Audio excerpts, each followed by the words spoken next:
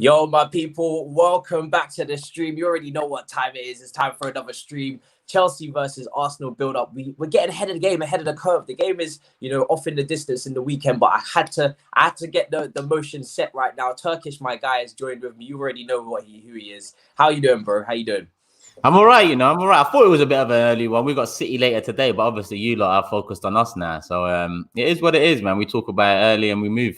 100%. Our attention is fully focused on you from the get-go. I have to ask as well, are you confident for the City game? Let's get straight into that, because obviously your last game was a big disappointment. I really want to get into Arsenal, what state they're in at the moment, the tactics, everything with you here today.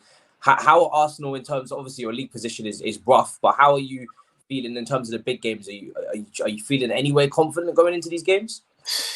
Well, not really. I can't think any Arsenal fan's going to be confident, and if they are, it's blind confidence. I think obviously it's a cup run. Arteta's done well in his cup runs, the FA Cup in Europa League, for example, 6 out of 6, and in the League Cup this year he's got past Liverpool, got past Leicester.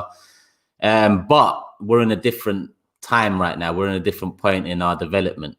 Well, I say development, it's the opposite really. And I think you can't be confident. It's all hands on deck. I think Guardiola's actually going to be relishing tonight. I think he's going to be the one to, he wants to be the one, in my opinion, as much as he's good friends with Arteta. Matisse, me and you are cool. But if our teams were to play each other, we'd love and relish the win, Yeah. That's just how competition is. And I feel like Guardiola can sniff out the problems at Arsenal tonight and really put Arteta and Arsenal to the sword. And it's one of the cups that, Premier League has been sided off in terms of any ambition. So I guess League Cup is one of the ones we not focus on, but us as fans should have some hope in. But I don't. I was going to say, maybe it would be ideal if you rested players, to focus on the Premier League. But I don't know, maybe it's not, because Arteta really, if anyone should know Guardiola inside out, it should be him, right? Yeah. But the form that he's in at the moment is questionable. Would you rest players going into this game? Because obviously you've got us on Saturday, isn't it? Even in a normal season, I'm not that big of a resting players fan. I think even when I was growing up, the Invincibles team and whatnot, they was playing 50 games or so a season. So this whole new, do players need rest? Do they need this? I understand it, but at the same time, Arsenal are in a moment where we need consistency. I think chopping and changing is not helping anything at the moment. The Europa League level is far below Premier League, but it could have been used to maybe find some more consistency and balance with the first team. I feel like chopping and changing, you're giving other people chances, but at the same time, the main competition, we don't have consistency there because of the chopping and changing.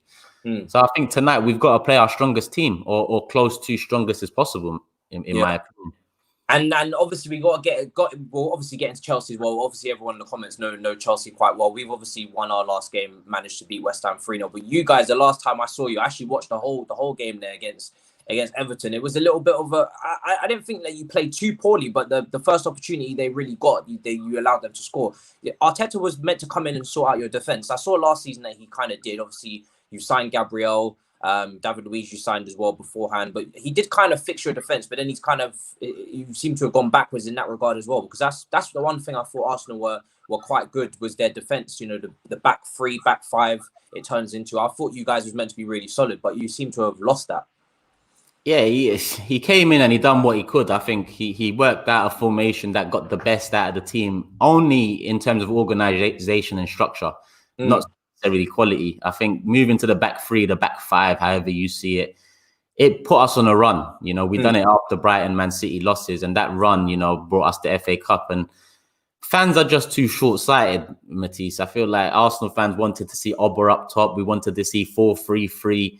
But essentially, we didn't do the business to change it up so soon. And Arteta was put under pressure, his first managerial role. I think he, not crumbled under the pressure, but he listened to the pressure, put Oba up top, moved to a 4-3-3. And since then, Matisse, it's been a downhill slide. I feel like the defense was temporarily fixed because it was more a team ethic. It was more organized. It was more structural than getting the actual defensive back line to start working like a defense. I think he thought everyone had a job to do defensively, and that got the best out of us in terms of structure. But on the attacking side, there was no balance. The thing is with Arsenal, I mean, what surprises me, obviously, your position is ridiculous. I mean, for me, I've said it on your show as well, on the Big Six, so many times. I feel like your squad is so much better than what you're showing. A lot of people are saying, oh, really, this is kind of what you expect. Arsenal are, building their team up again. I don't really buy into all of that. I think you've got a lot better squad than you guys give yourself credit for. I think Gabriel was a good signing. He's definitely a good up and coming centre back. Saka has showed great signs. Tierney, I know he's had a few moments that maybe they'll make the highlight reel, but I think he's a very good left back.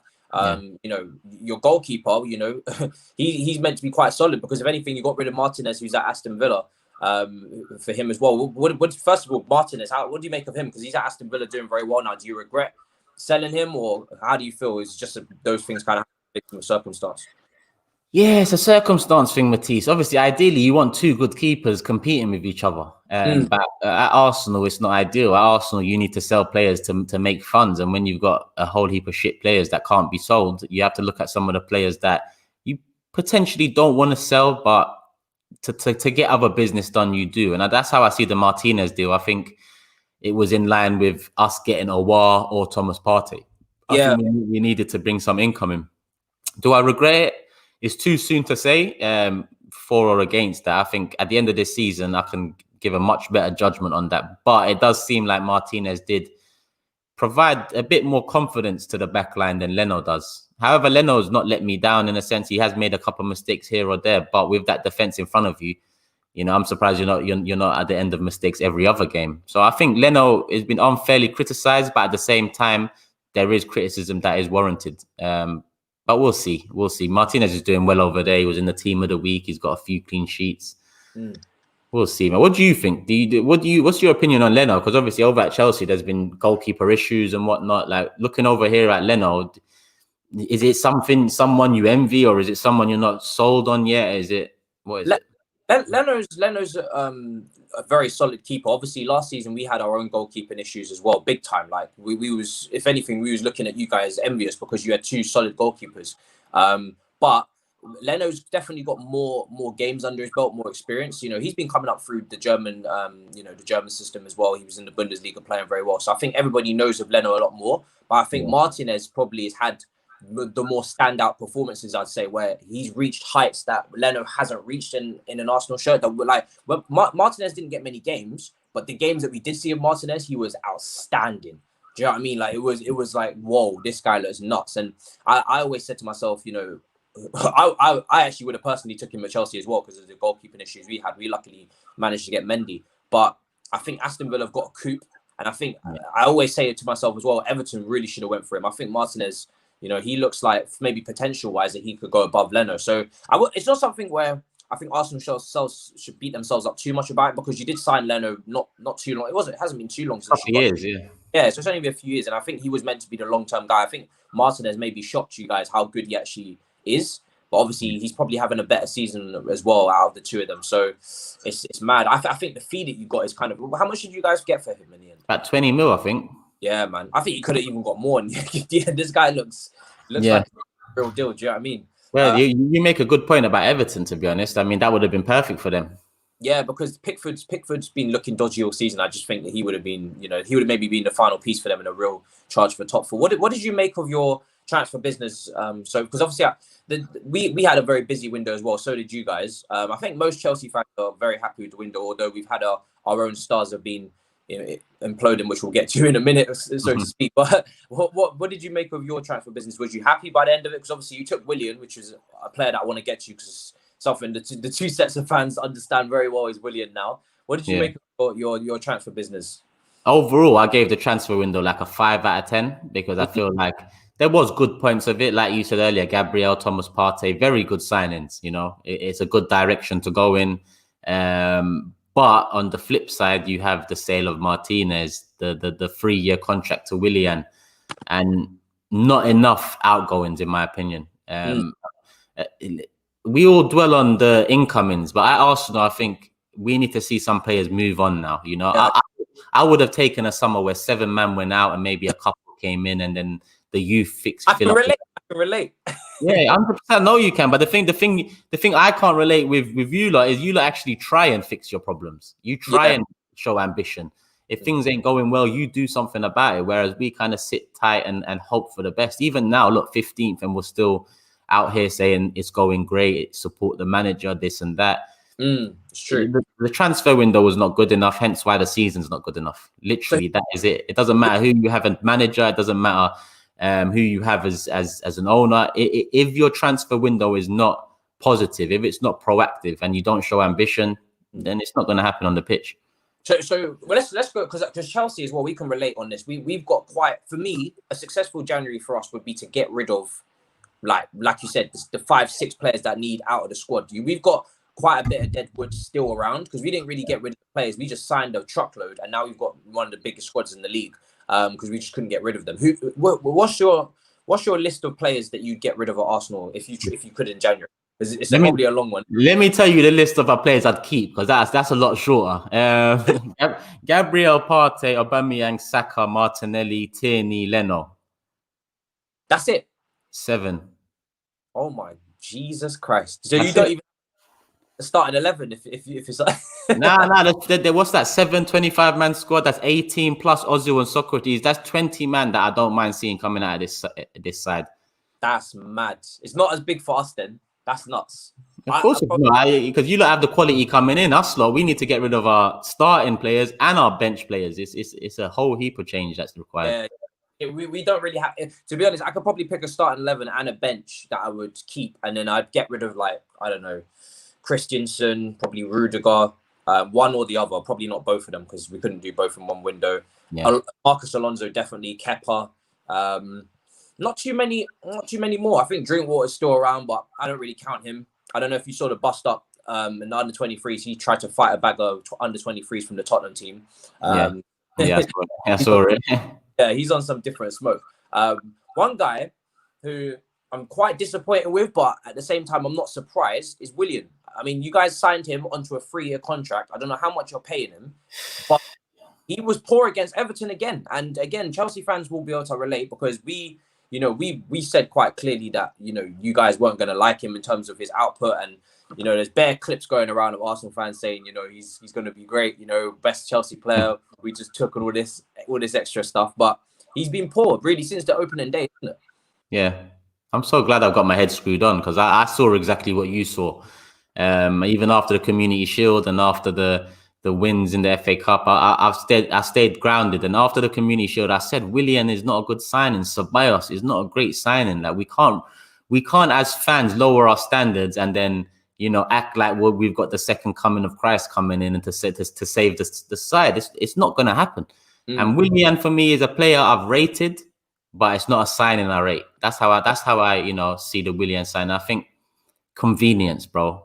If you lot offered him 3 years, Matisse, he would have stayed at you lot. The only reason he's at Arsenal is that extra year of convenience, comfort, staying in London, literally. And when you've got a player for the wrong reasons, which that is the wrong reasons, yeah, this is what you're going to see. Someone who's not as invested, because if shit wasn't going well at Chelsea, Willian's invested there emotionally, so he would really, channel his inner love for the club to try a bit harder, even if it's not working for him productivity wise.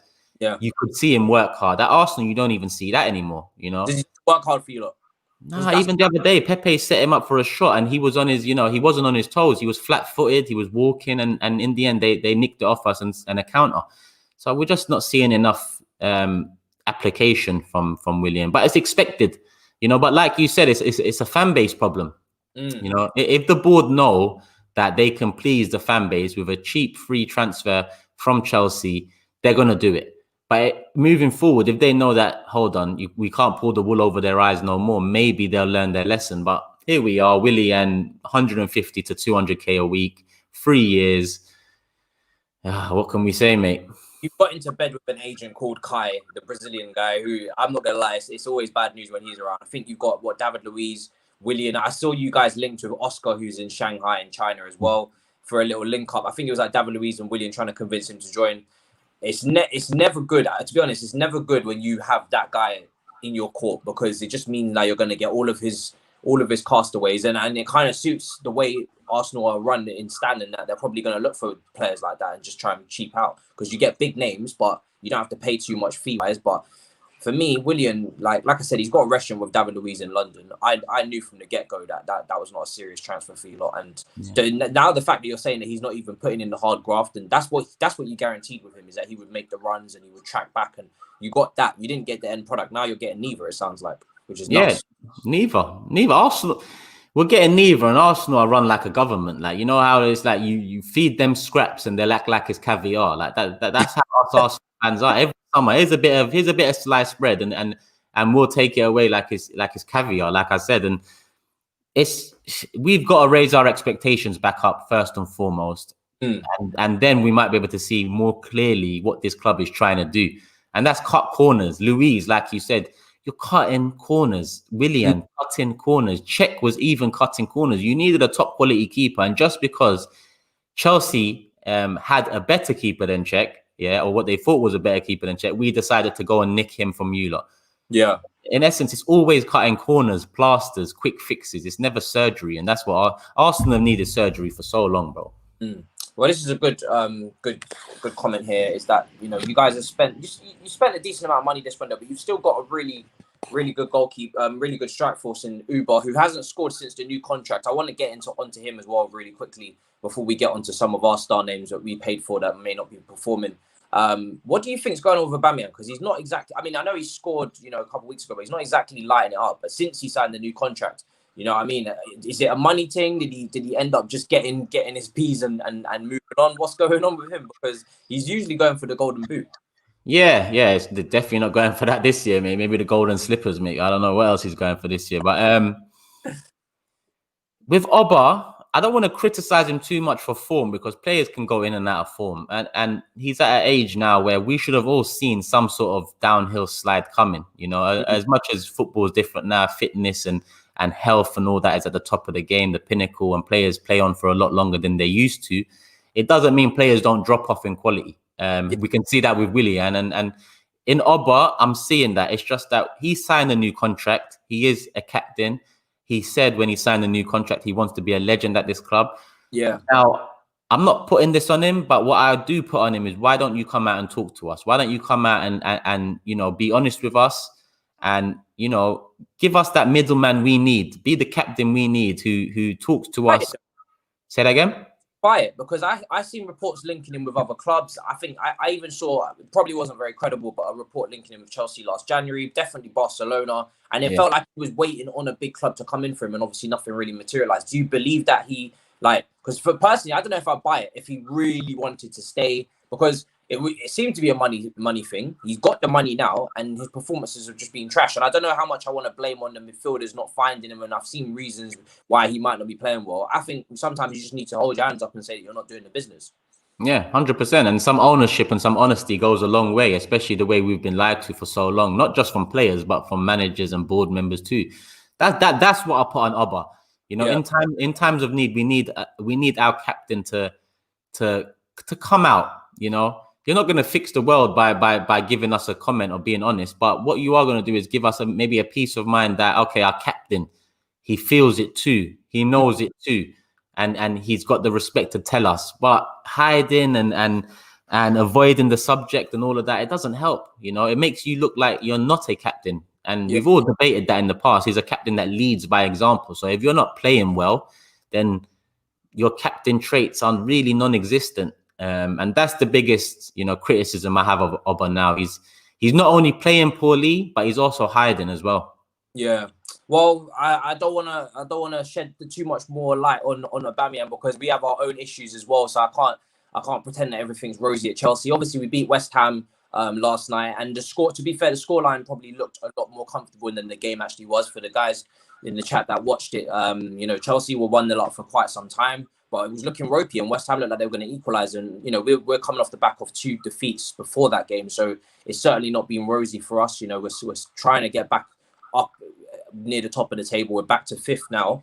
But what are your thoughts on Timo Werner specifically first? Because for me, a very similar player to Aubameyang in the fact that he maybe relies on his pace to as his main threat of getting in behind and scoring the goals. Whether the team, Arsenal and Chelsea are utilising those strengths, to the best of their ability, definitely could be better. I can't count too many times I've seen Aubameyang running in behind and then finding the pass. Same with Timo Werner. But these two players as well, you wouldn't say that their link up or, their dribbling would be their strength as well.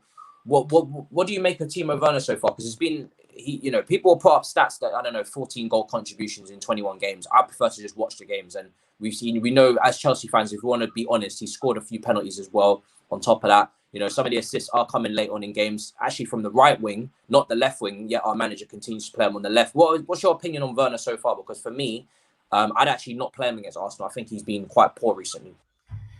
So far, he definitely hasn't lived up to expectation. But what I will say is I'm a massive fan of Werner. And before he signed for you lot, and when he signed for you lot, I was vexed. I thought it was happening to Liverpool, and that would have pulled them further away from us than they are now. But Chelsea nicked him, and although it hasn't gone well so far, Matt, I think that overall he will come good. I think the big chances missed are a problem. And I feel like when he does have that game, I thought he had that game a couple months ago now when he scored 2 and he had an assist too, but he didn't really kick on. And Werner, for me, he doesn't suit the left side. Even though he drifts out left when he's played as a striker, I believe that's very different in terms of playing him there outright. I think if you had a 2 up top, or maybe if you did have him at the point of the front 3, you would get better out of him. And it's just a case of fitting it all in. Obviously, since you lot have made these signings, Ziyech was injured at the beginning and he came back out. Havertz has been a bit inconsistent, and Pulisic obviously hasn't been, that fit yet. So I feel like when you have that front 4 going and when you have some consistency there, then you'll see Werner really pull through, because at the moment on the left, he's, in my opinion, being asked to do more than he should be being asked. Yeah. And that just goes with the position. It's not like if you play on the wing, you need to get back too. Whereas if you're up front and you're drifting out left, you haven't got as much responsibility. So I think it's a case of Lampard maybe inexperience as well as trying to adjust to injuries and inconsistencies. It's a difficult one. It was always going to be a difficult transition when you spend 200 mil. But I'll be honest, as much as it hurts me to say, if I'm a Chelsea fan, I would not be worried about Timo just yet. I'd be more worried about Havertz in my opinion. But really? But even Havertz, I don't think it is a worry. I think all round, I think you give them a year, see if Lampard is the one, and then form a judgment then. Thing is with Timo is long time, I'm not really worried because his mentality is still spot on, even though he's missing chances and he's missing some really, really big chances as well. You don't see him try and maybe run away from the game. I think as the game went on, he got better and he started to get more involved. He got an assist for Tammy, which was pretty fluky. I don't think he really meant it, but he still gets the assist anyway. But for me, Lampard's been back in. This is the one thing right now that's confusing me with Lampard. He's definitely backed his decision to keep Pulisic on the right in his last presser and keep Werner on the left. Although, I don't know if you remember, Turkish, but Pulisic, like the end of last season, was playing unbelievable on the left-hand side, cutting teams up left, right, and centre. And Werner, as I've said, when he's on the right, he still contributes. He gets an assist in the game from the right against Newcastle, I believe. He definitely got one for Pulisic as well from the right, which was a tap-in for him. So for me, he's just as productive on the right as he is unproductive on the left. So I've never really understood it. But I do agree with you. I think he might improve when he goes up front. The only reason why I would definitely say is to bench him is because it's got to be, I think playing over and over again is not necessarily a good way of trying to get the best out of someone. Right now, his confidence in front of goal is quite low. I think even bringing him on against Arsenal off the bench to be an impact player might even suit him a bit more than giving him the full 90, because at the moment he's not really bringing enough to the game. Some people have said some people said in the chat his first touch as well has been a bit questionable.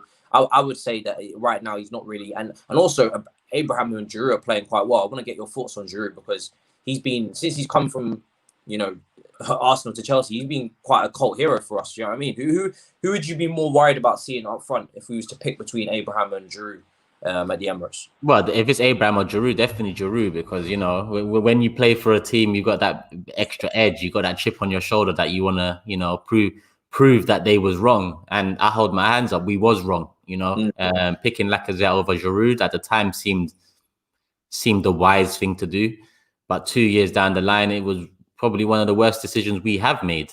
I think if you had Giroud with Oba and Pepe either side of him, you have a very good, fluid, balanced front three, similar to the way France have used him over the years. But I feel like Giroud, the cult hero thing, it seems like he's a cult hero everywhere he goes. It seems like he just has that personality.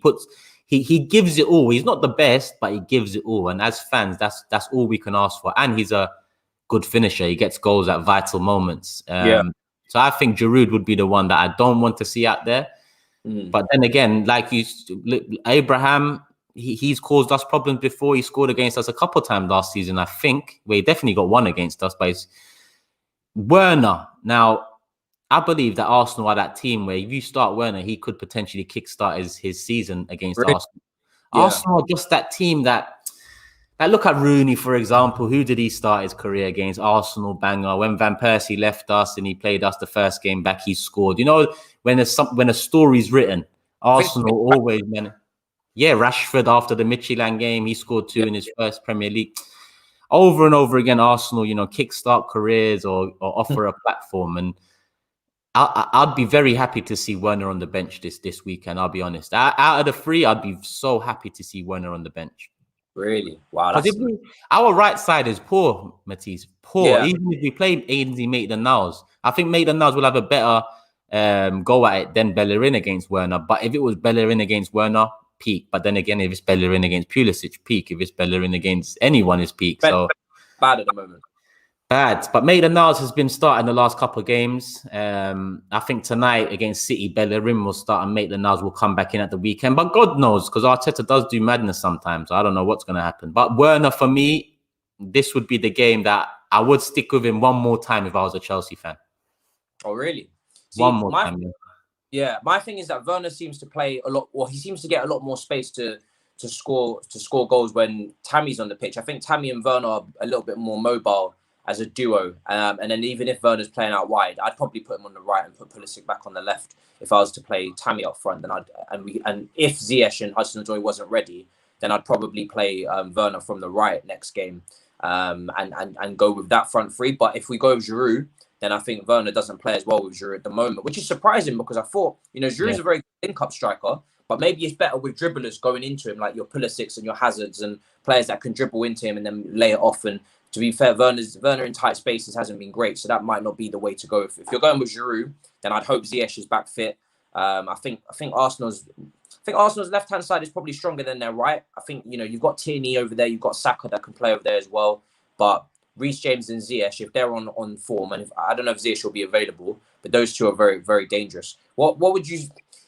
I know it seems like a mad question to ask, but what would you say Arsenal's biggest weakness is right now? The middle, clearly the middle. We have no midfield, without Thomas Partey. Matisse, who worries you? And I'll explain. El Nene, Willock, Xhaka, and Ceballos. That's our 4 midfielders without Thomas Partey. El Nene, Willock, Xhaka, and Ceballos. Yeah, it doesn't matter what 2 play there. It's not levels. I'm not confident in any of them. And if I was to pick 2 out of them 4, imagine the first one I would pick is El Nene. Yeah, and then someone next to him like a Ceballos. But it's not like that's who Torreira. Torreira was a good player in my opinion. It seems like he hasn't got used to living in England. He was moaning here and there, and he's someone I had high hopes in. But then if he's gone Atletico now, and even Simeone is cutting ties and thinking to himself that he's not gonna make it here, and it looks like he's coming back in January again. That shows me that he hasn't got what we need to get back to that level. Yeah, Simeone's a very good manager and someone I'd love. If you offered me one manager in the whole world to take right now, I'd take Simeone. So if he's telling us that Torreira is not the guy, have him back after losing Thomas Partey and an obvious gap in the middle, that must mean he isn't good enough for Arsenal long term either. So it's a shame. Big up Aka, big up Turkish, but I hope we smash Arsenal, man. Do you know what? Yeah, we did the double over you guys last season.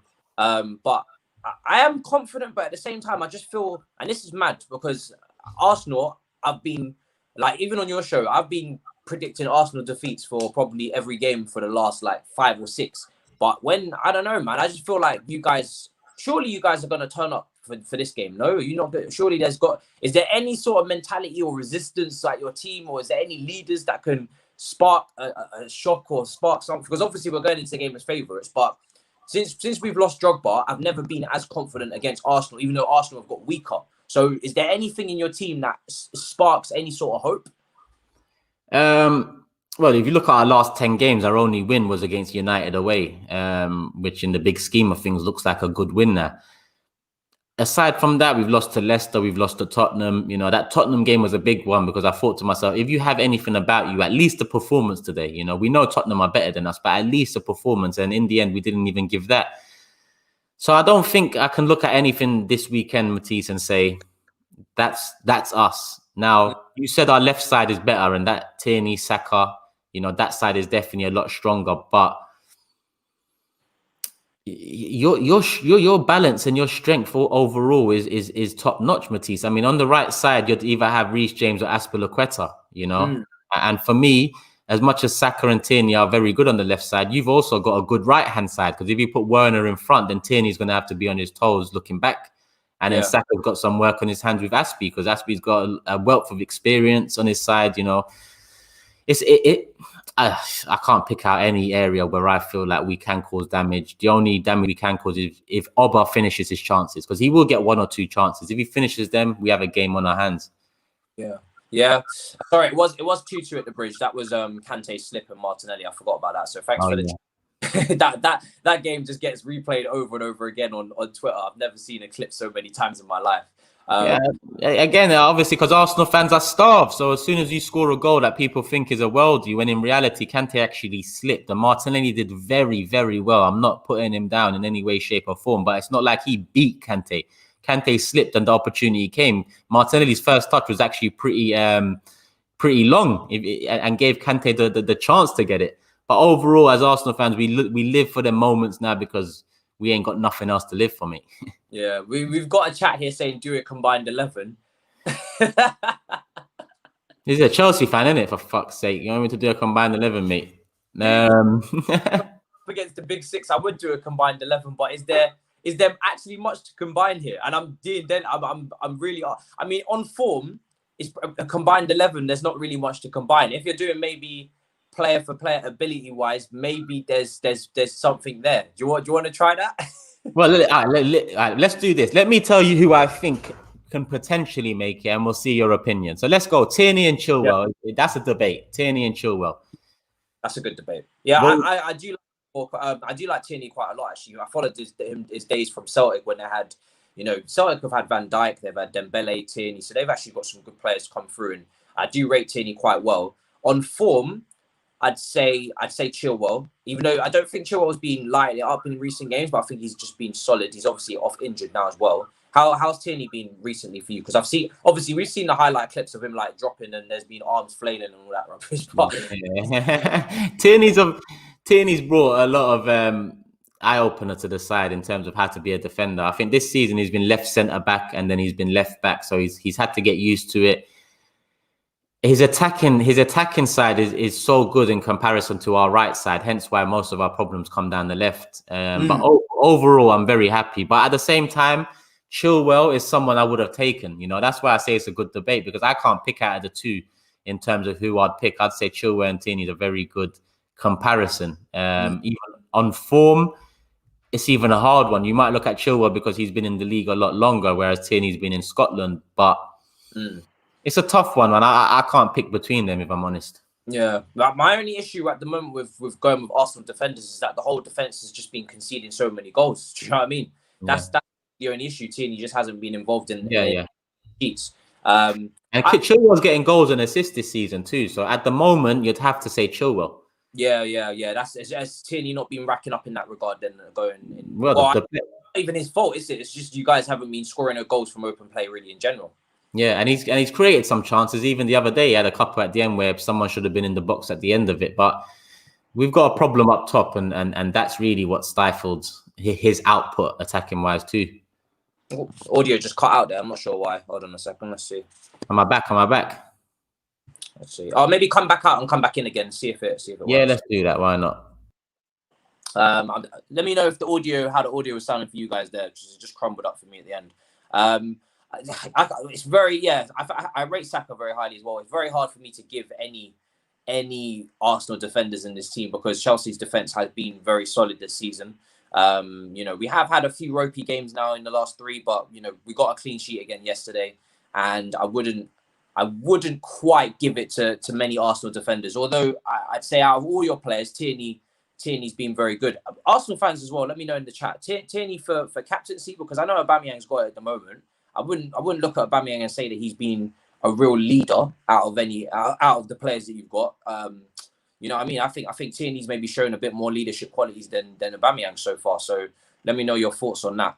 Obviously Turkish will be coming back in now. Let me add him back in and see how his audio is looking. Yo, 1 2 1 2. Yeah, hold on. It's still a little bit ropey, but maybe it's just me. Let us know in the chat how Turkish is sounding, people. Yeah, let me know. How's it sounding? Because before it was sounding like this as well, and it just fixed itself. So hopefully it fixes itself. Yeah, it sounds a bit ropey on my side. Let me come back in and come back out and see how it sounds. Yeah, these are saying it's fine, so maybe it is your side. Yeah, here we are, people. Left alone on the Chelsea channel. But yeah, as I was saying, Tierney, Chilwell's a debate. I guess Gabriel's a debate. I guess Thomas Partey is less of a debate for me. I think Thomas Partey does make the combined 11, but that is the only player that probably does make it. Gabriel and Tierney are debates, and Saka, quality player, but in essence, where's he fitting in when you look at the quality and players you have at Chelsea in the front three? So for me, as I was saying, Matisse, I was saying that Chilwell, Tierney's a debate, Gabriel's a debate, but Thomas Partey for me is the only player that actually gets in. What do you think? Yeah, I'd have to agree. I think, and we haven't even seen too much of Partey, but I rate him very highly from his Atletico Madrid days. I don't know who we were getting over though. It wouldn't be Kante for me. I do think there's a slot for him on that right side centre mid.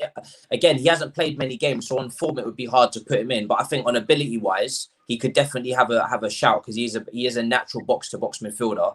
Yeah. But Kova's been playing over there. That would be who we'd be contending with. I think Kai Havertz hasn't been playing great so far this season, so he's still out of form. So I wouldn't say that he's got too much to contest about. I'd say really it's just Partey versus Kova. Gabriel I rate as well, but again I think Silva and Zuma have struck up a really good partnership.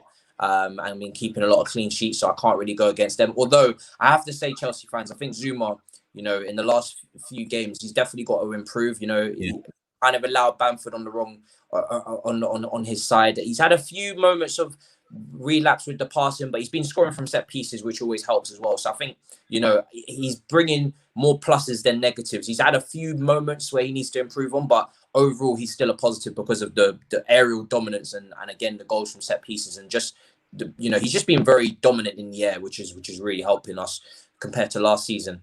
But yeah, I think Partey versus Kova is really the argument. I think Kova's been really good this season as well, so it's a tough one.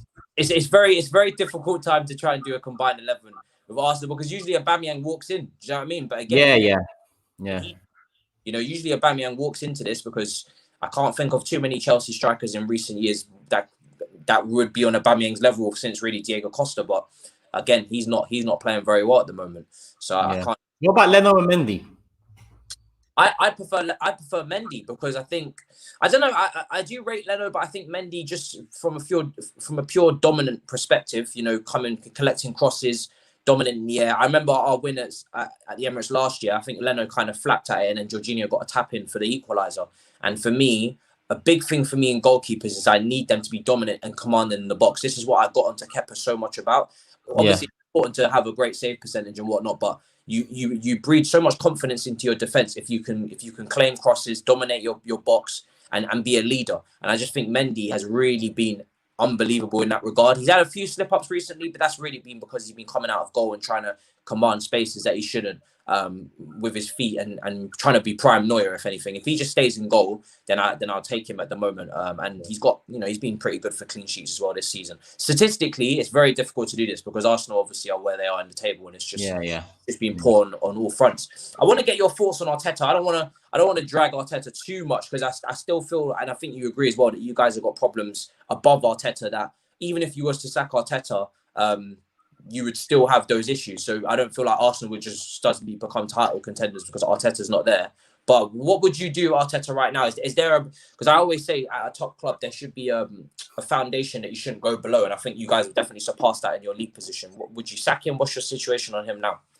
Again, like similar to earlier, what I said with Oba, like you be honest with us. Like, don't come out and tell us that this is great and you can see everything internally working well. Like, as much as you might tell us internally it looks great, externally it looks shit, and it looks the worst. It looks the worst it's been ever. So the same people telling us that internally we should trust the process and whatnot are the same people that have let us down before. And Arteta is the face of it now. Arteta is the one that comes out and says, I've got the full support, I've got the full backing. Yesterday, he done a madness in his press conference. He was talking about last year, we had a 25% chance of beating Everton and we beat them 3-2. This year, we had a 67% chance of beating.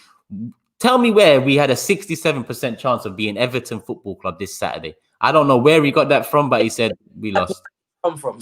I don't understand where he got them from, but it makes it seem like he's losing it. It makes it seem like the club is breaking him, you know, and that's what we need right now. As much as it's frustrating that sometimes he comes across as arrogant, sometimes the arrogance is a good thing. Sometimes arrogance, you know, can breed leaders. Sometimes it can breed winners.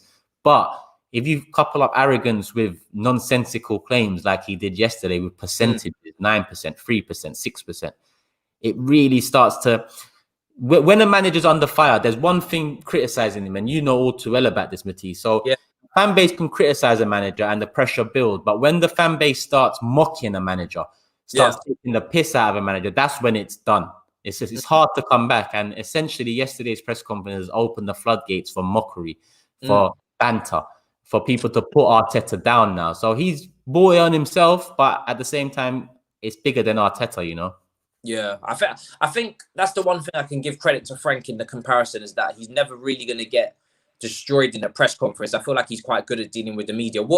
Obviously, for me, Arteta has to go, in my opinion, just because I think when you're playing in 15th, then it's a wrap for anyone. Do you know what I mean? If Lampard was in 15th, I'd be saying the same thing. He'd have to go. Do you know what I mean? Regardless of how much I love the player and what he's done for the club, if Lampard was rocking in 15th, I wouldn't have any excuses for that because that would be untenable. And I think we had a similar situation where Mourinho was in 15th, 16th in his season as well after winning the Premier League title. And we all loved Mourinho, you know, at Chelsea back then. I don't know about now. He's at Tottenham. Maybe it gets a little bit sticky for some Chelsea fans, and obviously he went to United as well. But back then, he was in his second stint at Chelsea. Everyone loved Mourinho, but when you're rocking in 15th, you know, regardless of whether players are throwing him under the bus, you know, people are saying some certain players are throwing him under the bus and whatnot, but he was in 15th. Do you know what I mean? That is wild. You can't be in 15th. So what's your thoughts on Lampard? Because some Chelsea fans are not convinced. I think most Chelsea fans are, most Chelsea fans are at least giving him time.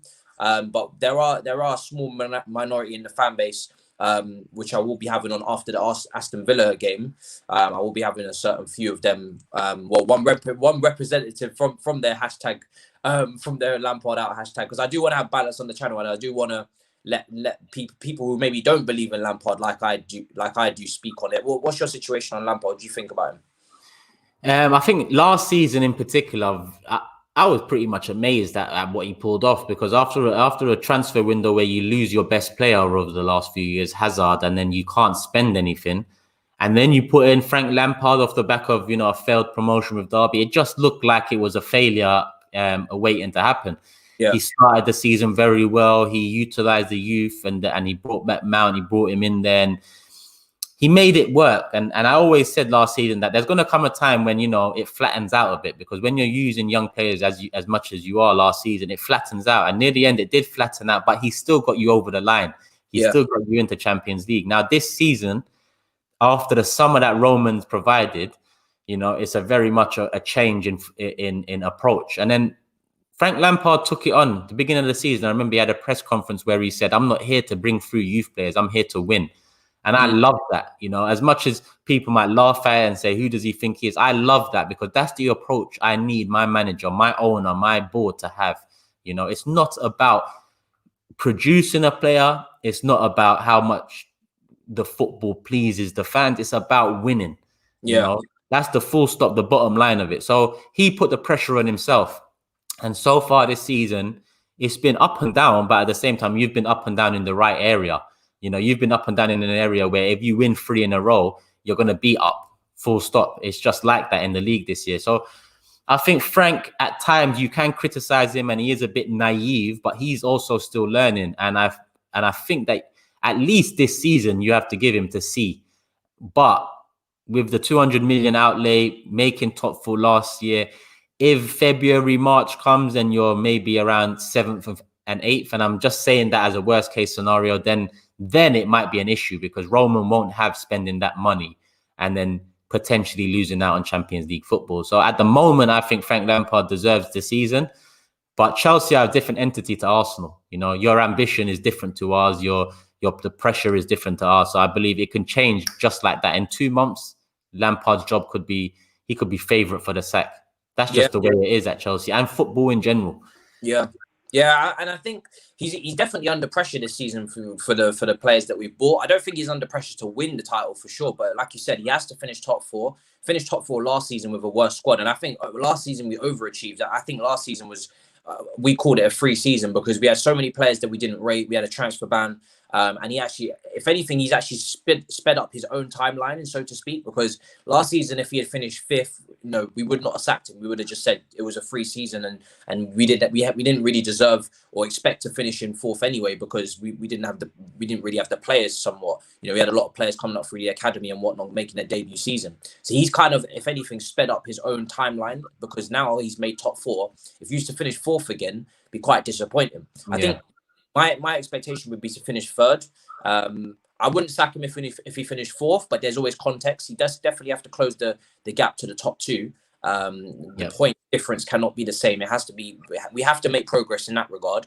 But the reason why I give it time is I think the 3rd season, then you've really got to mount a serious title challenge, 100%.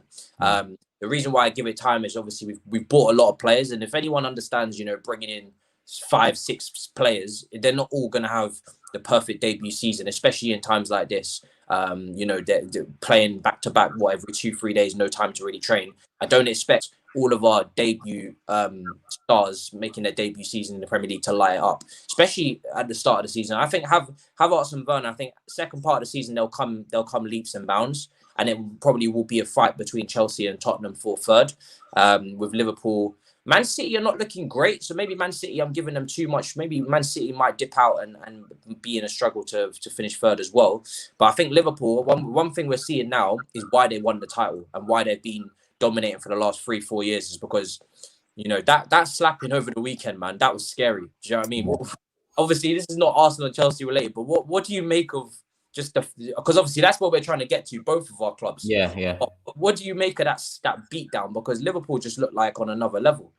Yeah, well, at the moment, I'm looking at it different to you, Matisse. I know you've got some more ambition there. The way I'm looking at it is a couple of weeks ago, Tottenham were top and Tottenham were, running away with thoughts of grandeur with the league title. So I'm glad Liverpool are in this position now. I'm glad that 7-0 happened because it sends a message to Tottenham, to the Chelseas, to the Uniteds, to the teams around that we've got Van Dijk injured, we've got Gomez injured, Jota, who's hit the ground running, is out for 6 weeks, but we still win, and we still win comfortably too. And I think that will put a dampener on a lot of other teams' hopes this season. A few weeks ago, even I said, God knows what's going to happen with this season. I think Liverpool will win it, but, anything can happen. But now it's looking more like Liverpool are going to do it again, and it's going to be a best of the rest just below them. So I'm happy Liverpool are doing it because I need it for Tottenham, because I can't see them anywhere near the top of the league. And if anything, that gap is not as big as because they've had the injuries. This is them with the injuries. Do you know what I mean? If they had, I mean, they've been very fortunate in past seasons to not get any.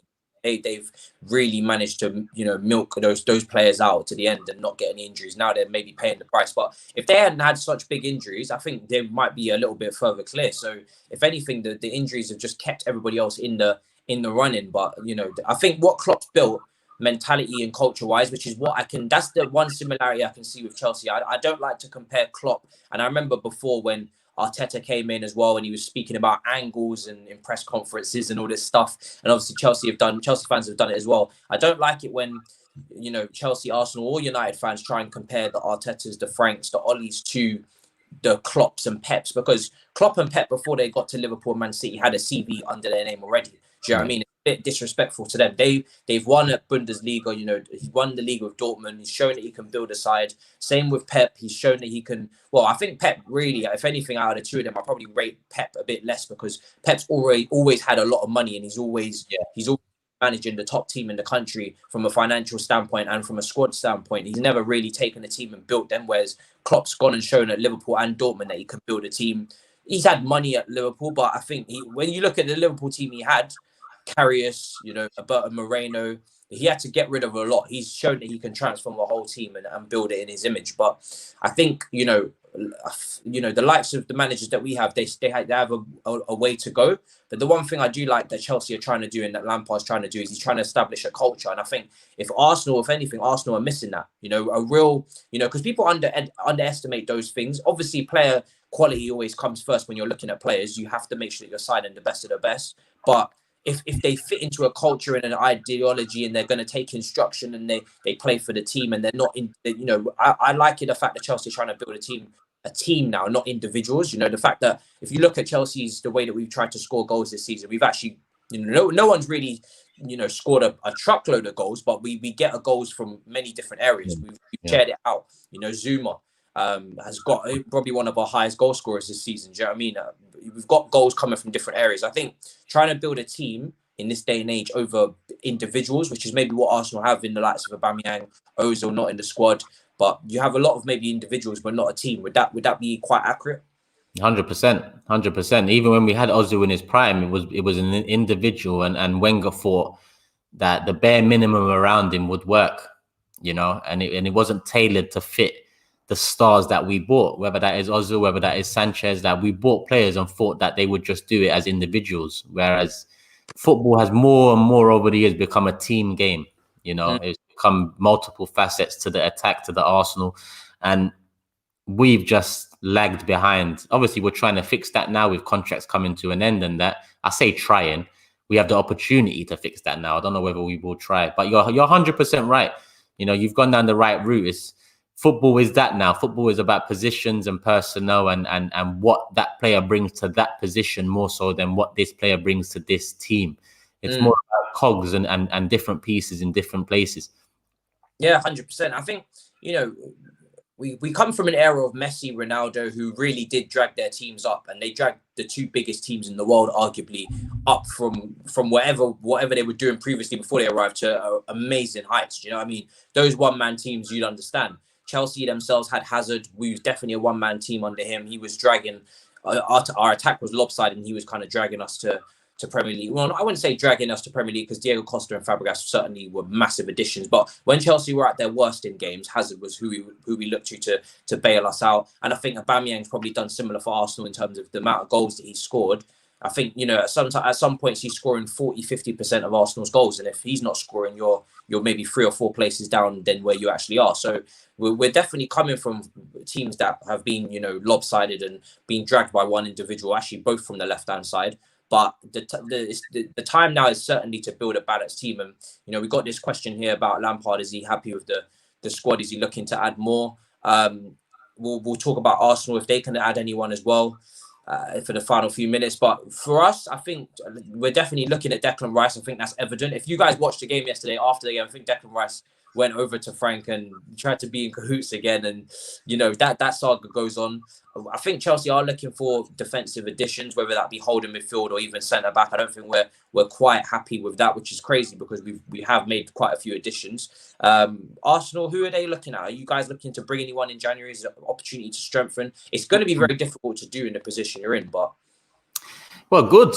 They deserve it. They deserve to be in a difficult position because they should have done it in the summer. Emi Buendia is the one target that seems most likely at the moment. Szoboszlai obviously signed with Leipzig, but that was the one we wanted. But I think Emi Buendia is a good player. Norwich last season performed very well. He knows the league. He knows the country. He knows the level required. And we can get him in January. And we need that in the middle of the park.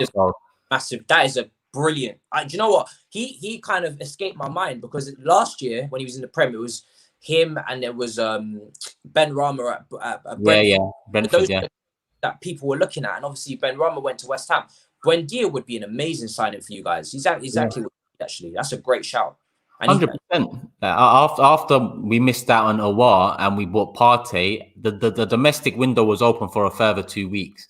And Thomas Partey and Aouar are not like for like. So if you've bought Thomas Partey, you still need that creativity. So in the next 2 weeks, I had a video on my channel, Ben Rama or Buendia.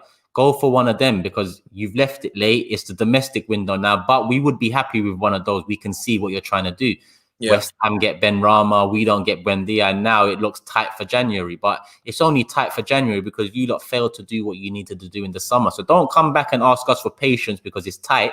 Do what you need to do. That we can't be taking our foot off the pedal no more in terms of fan base. So Buendia would be an amazing signing for us in January. Yeah, he's been playing well this season. He was unbelievable last season. I don't know what his chance creation was. I know Grealish, Kevin De Bruyne. Someone saying Buendia was a third, potentially. Is that for chances creation, I Test Merchant? Let me know. I think it might be because I do remember being in awe of the player. And to be playing that well when you've got relegated in a team like Norwich, who were really poor for the rest of the team, weren't great. But the thing is with Norwich, which is quite funny, they have quite a lot of young players dotted around that. Well, Max Aarons. So it was quite surprising that they went down. They had quite a decent team. Yes, please guys do. Yeah, make sure you subscribe. We're closing in on 5,000 subscribers now. We might even be able to hit it today. Thanks so much again. The support in the chat has been unbelievable. You guys have been brilliant. I've tried to go through it. It's been hectic though, so it's been tough to go through. I can't lie. But I'm seeing a lot of the regulars in there. We finally got mods, so things seem to be under control, bro. I had, and I'm gonna hopefully have Lee Gunner on tomorrow. I need to chat to him, but I had a stream of Rants and Saeed a couple of weeks ago, and the chat was just wild, bro. I don't know when you get these Man United fans on. I don't know how your chat is, but when you get these Man United fans on, bro, the chat they just take over. you hit 5K, my bro. Oh, we've hit it. Oh, wow. Oh, we've hit it. No, you've hit it, my bro. You've hit it. Come on. We've hit it, bro. You're here with me, man. Thank you. That's nuts. That's nuts. Wow. Okay. Well, that's nuts. Thank you so much. People, I think they see me on Twitter, and I want to chat to you about social media just for the last 5 minutes as well, because obviously, our fan bases on social media kind of do a takeover. But I think people think maybe because of Twitter that my Twitter is doing decent, that maybe that this is normal for me to be doing this on. For me, YouTube, this is a blessing, man. I've done YouTube twice previously to this, and my channel, you could ask my friends back home. I'm in Ireland now. You ask my family. Channel didn't take off. Do you know what I mean? We put out some decent content, but no one really saw it. So for me to be on 5,000 is mad, man. Honestly, it's a blessing. It happens. It happens. And all I can say as advice, not that I'm a pro or anything. I've been doing it a couple of years longer, but you won't know what pushes and what gets you traction. Just keep doing what you're doing. You're very balanced. You're very objective when you want to be, and you can give bants and pressure when you want to do that too. So I think you've got it all. Just continue at it. Look at this. You think at 5,000 I had this overlay and I had thumbnails and I had at 5,000, bro. I was in my kitchen doing videos on my iPhone. So you've started the right way, and 100% it's going to be 10K next and up. Thank you, man. I'm stressed. That's why. I'm stressed.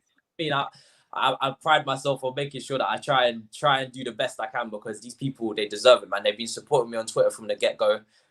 Started probably a year and a half ago on Twitter, and these guys they pushed me onto new levels. So we just keep going up. Thank you so much, people, for the chat. Like I said, I'm going to let Turkish go. We started a bit late today. And obviously I got to let him prep for the Man City game. My guy, best of luck, to be honest, because we actually need you to do well against City. This is not a banter thing. You know what I mean?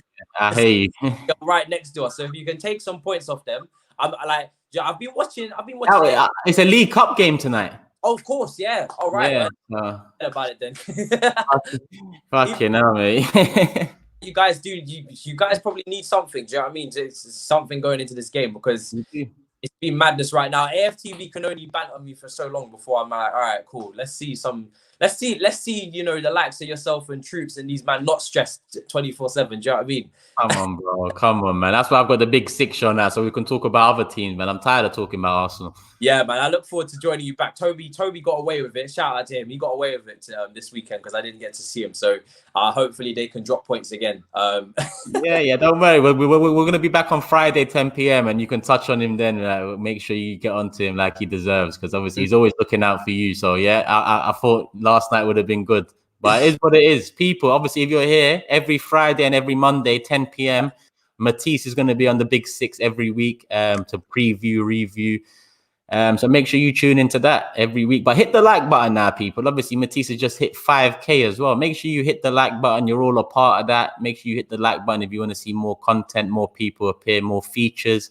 You said you got Lee Gunner back tomorrow, yeah? Yeah. I'm gonna chat to Lee. He said to hit him up when I'm ready. So I'm gonna get Lee on. I think Deluded Guna as well. So some you guys give some smashing opinions, and obviously you guys you speak your mind, which is what I love. So I'm looking forward to that as well, guys. Make sure you check out Turkish's channel. Like I said, the Big Six show and many other shows as well. He's got some smashing guests on there. Rants is on there as well. Seems to be on a weekly basis. Who else do you seem to have on a weekly basis? Because you coming out with some great stuff. We've got Mo as well, which has seemed to be hit off well. Every couple of weeks, me and Mo do a video, and people tend to like that. Obviously, Arsenal related, but Yeah, man. Make sure you guys check out Turkish. I'm gonna have the link in the description as soon as this stream goes up. I need to do the description, but I'm sure you guys know Turkish anyway. Just type it into the search and go for it. Like I said, Big Six show is on twice a week. We're starting to get a really good group together. Some great characters. We've got Saeed, who you guys will remember from the stream. Tobes. He's not on YouTube himself, but he's on that show and he's brilliant. Do you know what I mean? Me and him have a great battle going, and a few others as well. Big Steve, hopefully more often. I know him from Cheeky Sports. So yeah, it's a great team. And guys, thank you so much for joining me. Make sure you sub to Turkish as well for the Arsenal content. Balanced, objective, and people, we will see you tomorrow. It's been a blessing. Thanks so much. In a bit. Love, man. Come on, G.